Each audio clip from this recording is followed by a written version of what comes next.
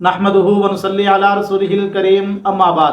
میرے دوستو، اگر آپ مشکلات کا شکار ہو چکے ہیں، آپ پریشانی میں مبتلا ہیں، آپ کی زندگی کے اندر بے سکونی ہے، آپ کا دل سخت ہو چکا ہے، بیماریاں آپ کے گھر سے جانے کا نام نہیں لے رہی اور آپ مایوس ہو چکے ہیں، تو آئیے آج میں آپ کو ایک بہترین سورہ رحمان کا وظیفہ بتلاتا ہوں۔ اگر آپ اس وظیفے کو پابندی کے ساتھ کر لیں تو یہ سارے معاملات سے اللہ تبارک و تعالیٰ آپ کو نکال دیں گے، آپ کی ساری پریشانیاں انشاءاللہ دور ہو جائیں گی، اللہ بیماریوں کو بھی دور کر دیں گے۔ اتنی زبردست سورہ مبارکہ ہے یہ سورہ رحمان۔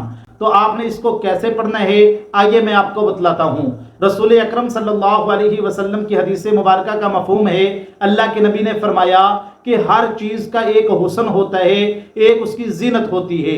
میرے پورے قرآن مجید کی زینت جو ہے وہ سورہ رحمان ہے۔ اور یہ بھی آتا ہے کہ جب جنتی جنت میں چلے جائیں گے تو جنتی یہ خواہش کریں گے کہ اللہ تبارک و تعالیٰ تلاوت فرمائیں، تو اللہ تبارک و تعالیٰ اس وقت قرآن مجید میں سے جس سورہ مبارکہ کی تلاوت فرمائیں گے وہ ہے میرے دوستو سورہ رحمان۔ سورہ رحمان پڑھ کر ہمارا خدا ہمیں سنائے گا۔ آپ اندازہ لگائیں یہ کتنی عظیم سورت ہے میرے دوستو، یہ اتنی عظیم سورہ مبارکہ ہے کہ اس سورہ مبارکہ کے اندر اللہ تبارک و تعالیٰ نے 31 مرتبہ یہ لفظ بار بار دہرایا ہے، فَبِأَيِّ آلَاءِ رَبِّكُمَا تُكَذِّبَانِ، اے جنات اور انسانوں کی جماعت، تم کون کون سی اپنے رب کی نعمتوں کو جھٹلاؤ گے۔ اللہ تبارک و تعالیٰ نے اپنی نعمتوں کا ذکر کیا، اس کے بعد 31 مرتبہ اس لفظ کو دہرایا ہے۔ تو اس کو آپ نے پڑھنا کیسے ہے؟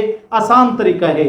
اگر آپ کے گھر سے بیماریاں نہیں جا رہی تو آپ نے یہ کرنا ہے کہ روزانہ 3 مرتبہ سورہ رحمان کو آپ نے تلاوت کرنا ہے۔ اول آخر 7 مرتبہ درود پاک پڑھیں اور 3 مرتبہ سورہ رحمان کو پڑھیں۔ اس کے بعد پانی پہ دم کر کے آپ بیمار کو پلائیں، مریض کو پلائیں، انشاءاللہ اس سورہ مبارکہ کی برکت سے اللہ بیمار کو شفا یاب کر دیں گے۔ اور یہ بھی لکھا ہے اگر کسی گھر کے اندر موذی جانور ہیں، اس طرح کی چیزیں تنگ کرتی ہیں، تو سورہ رحمان کو پانی پہ دم کر کے گھر کے چاروں کونوں میں اگر عرق غلاب ہو جائے تو زیادہ بہتر ہے، چھڑک دیا جائے تو اللہ تبارک و تعالیٰ اس گھر کو موذی جانوروں سے محفوظ کر دیتے ہیں۔